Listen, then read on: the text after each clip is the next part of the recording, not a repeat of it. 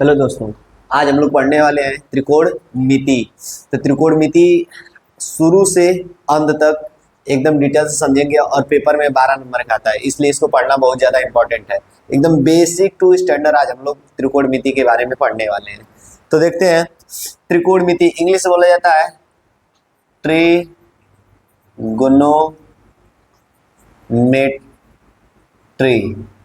ठीक ना। कुछ लोग इसको ट्राइग्नोमेट्री भी बोलते हैं। हिंदी में बोला जाता है त्रिकोणमिति। त्रिकोणमिति हिंदी में कुछ गलतियां हो सकती हैं। अब देखें ध्यान से, त्रिकोणमिति होता क्या है। ये ग्रीक के दो शब्दों से मिलकर बना है। ग्रीक के दो शब्दों से ट्राइगोनो धनमेट्री, ग्रीक के दो शब्दों से। जनरली इसे तीन भागों में तोड़ा जाता है। ट्राई मतलब यहाँ पे इसको तोड़ दिया जाता है TRI, और यहाँ पे तोड़ दिया जाता है इसको गोनो, और ये पहले से टूटा हुआ है मेट्री में।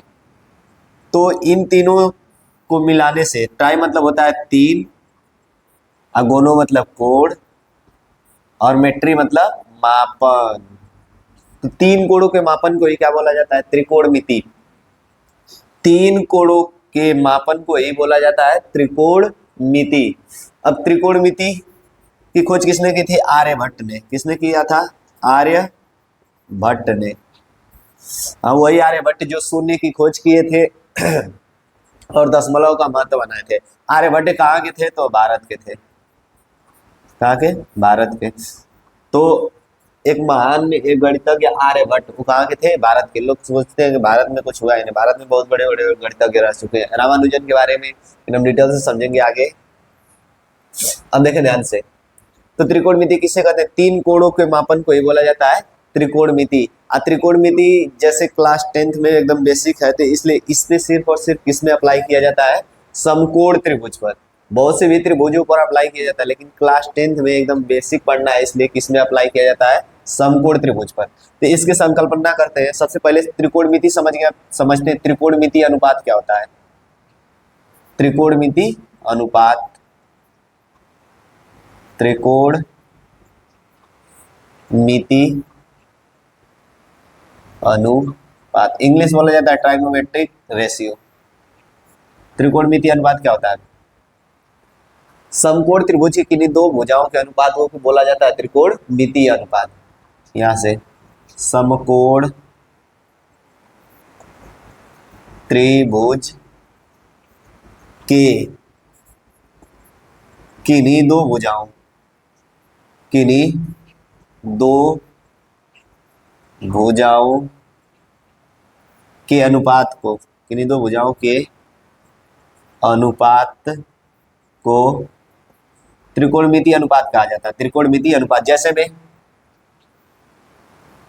एक समकोण त्रिभुज ए बी सी लिया, जिसका बी समकोण है, बी समकोण है, और मान लेते हैं यहाँ पे एक कोण थीटा है।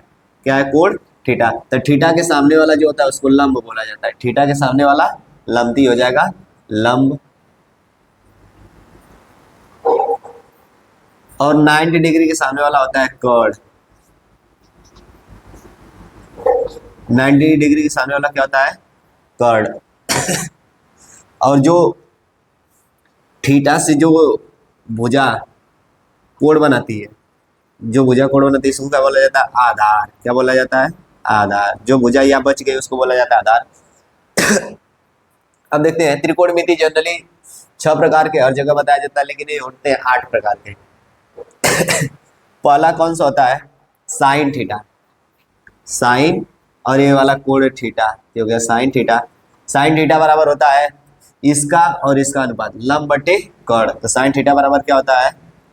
लंब बटे कर्ण। फिर उसके बाद साइन थीटा के बाद आता है कॉस थीटा। कॉस थीटा बराबर होता है इसका और इसका अनुपात, ये हो जाता है आधार बटे कर्ण। आधार बटे कर्ण। फिर उसके बाद आता है टेन थीटा। टेन थीटा का अनुपात इसका और इसका अनुपात, ये हो जाता है लंब बटे आधार। लंब बटे आधार। फिर उसके बाद आता है कॉट थीटा। कॉट थीटा बराबर होता है कॉट थीटा। कॉट थीटा बराबर होता है आधार बटे लंब। तो हो गया आधार बटे लंब। बात समझ में आ रही है यहाँ तक? एकदम ध्यान से पढ़ते रहे, अभी शुरुआत है ना। फिर उसके बाद कॉट थीटा हो गया, फिर इसके बाद हो गया सेक थीटा। सेक थीटा बराबर होता है आधार, आधार बटे कॉड। ये हो गया आधार बटे कॉड। फिर उसके बाद आता है cosec theta. Cosec theta, cosec theta बराबर होता है लंब बटे कॉड। कोसेक थीटा बराबर सॉरी कॉड बटे लंब। कोसेक थीटा बराबर कॉड बटे लंब। सॉरी इसमें भी गलती हो गई, ये क्या होता है कॉड बटे आधार, कॉड बटे आधार। और कोसेक थीटा बराबर क्या होता है कॉड बटे लंब। बस ये वाली बातें यहाँ तक अगर समझ में आ गई हो तो मैं इसको याद करने का ट्रिक बताऊं। क्या आगे बढ़ा जाए? इसको याद करने का एक ट्रिक बताऊं, मतलब आसान वे में। अब तक जितनी बात बताया समझ में आया तो आया हो, नहीं आया तो उसे भूल जाओ, उसे याद ही नहीं करना है। जो अब मैं बताने वाला हूँ बस उसे याद करना है। अब ध्यान दें इधर, ये सब जितनी भी बातें थी अब तक सब भूल जाओ, सब भूल जाओ, एक भी याद नहीं करना है। अब देखो ध्यान से,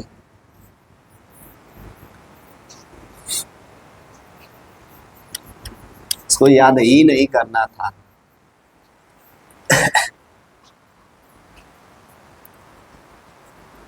यहाँ पे एक समकोण त्रिभुज ए बी सी मान लिया, और यहाँ पे थीटा, ठीक, इसको बोला जाता है कॉड। थीटा के सामने वाली भुजा लंब, और फिर उसके बाद इसको बोला जाता है आधार। इसको क्या बोला जाता है? आधार।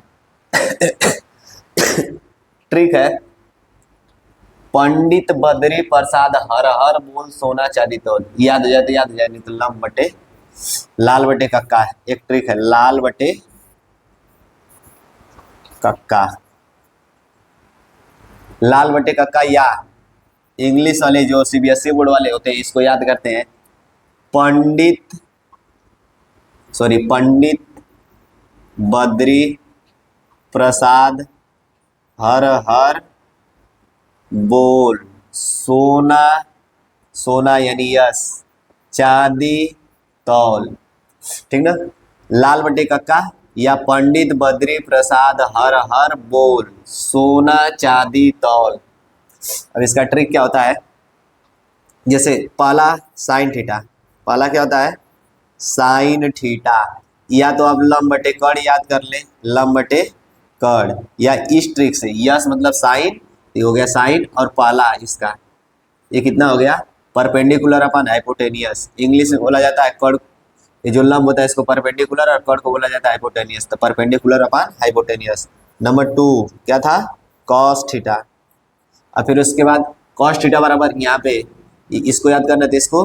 अब कॉस थीटा बराबर दूसर का नंबर आधार बटे कड़, आधार बटे कड़, या पंडित बद्री प्रसाद हर हर बोल सोना चांदी तौल। तो यहाँ पे सोना तो हो गया, आप चांदी की बारी, तो चांदी यानी यहाँ पे कॉस थीटा।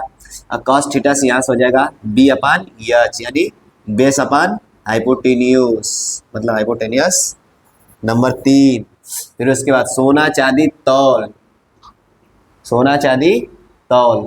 अब सोना चांदी तौल तो यहाँ पे आ गया टी, टी मतलब टैन, तौल यानी टैन, या यहाँ से याद कर ले। नंबर 3 क्या हो जाएगा लंब बटे आधार, या इंग्लिश में नंबर 3 में कौन बचा ए वाला, ये हो जाएगा परपेंडिकुलर अपान बेस। बाकी सब इसका उल्टा होता है, बाकी सब इसका उल्टा होता है। ये सब जितना 3 हो गया 3 और 3 इसके उल्टे होते हैं। जैसे में पहला अब यहाँ पे साइन थीटा हो गया, इसका उल्टा होता है कोसेक थीटा। क्या होता है कोसेक थीटा, और कोसेक थीटा बराबर होता है 1 अपान साइन थीटा, यानी साइन थीटा को उल्टा कर दो। कोसेक थीटा कैसे पाओगे, साइन देखो कोसेक थीटा कैसे मिलता है, साइन जब क्या कर देता है अपना हाथ नीचे और दोनों पैर ऊपर कर देता है तो क्या मिल जाता है कोसेक थीटा। साइन क्या करता है अपना हाथ नीचे और अपना हाथ नीचे पैर ऊपर, यानी उल्टा हो जाता है, कहने मतलब उल्टा। तो इसका उल्टा लिखो, इसका उल्टा क्या हो जाएगा कड़ बटे, यहाँ पे हो जाएगा लंब, कड़ बटे लंब, उल्टा हो गया ना। अब हाथों के हल चलने लगा तो हो जाएगा हाइपोटेनियस अपान परपेंडिकुलर। अब यहाँ पे सेक थीटा जो होता है ये कॉस के सामने उल्टा हो जाता है, कॉस के सामने उल्टा हो जाता है, तो कॉस के सामने उल्टा होगा तो क्या हो जाएगा 1 कॉस थीटा। अब 1 कॉस थीटा ये उल्टा हो गया, सेक थीटा जो सेक थीटा का मान होता है ये कॉस के सामने उल्टा, तो ये हो जाएगा इतना। फिर उसके बाद ये हो जाएगा कितना कर्ण बट्टे आधार। कर्ण बट्टे आधार बराबर होता क्या है, इसका उल्टा हो जाएगा तो बी बट्टे एच है, एच बट्टे बी, यानी हाइपोटेनियस अपान बेस। और फिर उसके बाद आता है नंबर 3, नंबर 3 पे आ गया टेन का उल्टा होता है कॉट। अब यहाँ से अब ये जो है टेन इसके सामने उल्टा हो जाता है तो 1/tan थीटा, 1/tan थीटा। अब 1/tan थीटा अब इसका उल्टा हो जाएगा तो हो जाएगा कितना आधार बटे लंब, या इंग्लिश में बेस अपान परपेंडिकुलर। यहाँ तक नोट करें सभी लोग। आई होप एंड बिलीव आप लोगों ने नोट कर लिया होगा। अब इस पे सवाल करते हैं। सवाल करने से पहले हम लोग पाइथागोरस के प्रमेय को समझेंगे।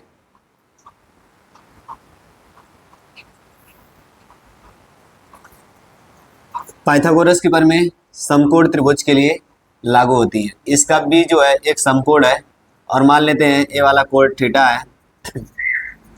यहाँ से पाइथागोरस की प्रमेय देखते हैं, इसको बोला जाता है क्या कर्ण थीटा के सामने, सॉरी थीटा के सामने वाला लंब, थीटा के सामने वाला लंब और 90 डिग्री के सामने वाला कर्ण, और बाकी ये वाली भुजा आधार। अब देख लेते हैं जो पाइथागोरस की प्रमेय थी, सबसे पहले उसको समझेंगे। तो पाइथागोरस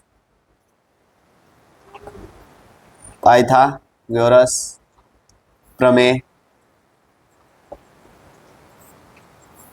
पाइथागोरस की प्रमेय क्या थी, पाइथागोरस की प्रमेय थी कर्ण का स्क्वायर, फिर उसके बाद ये होता है लंब का स्क्वायर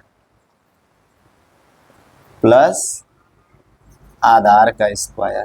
ये पाइथागोरस की प्रमेय थी, इसको सभी लोग अच्छे से याद कर लेंगे।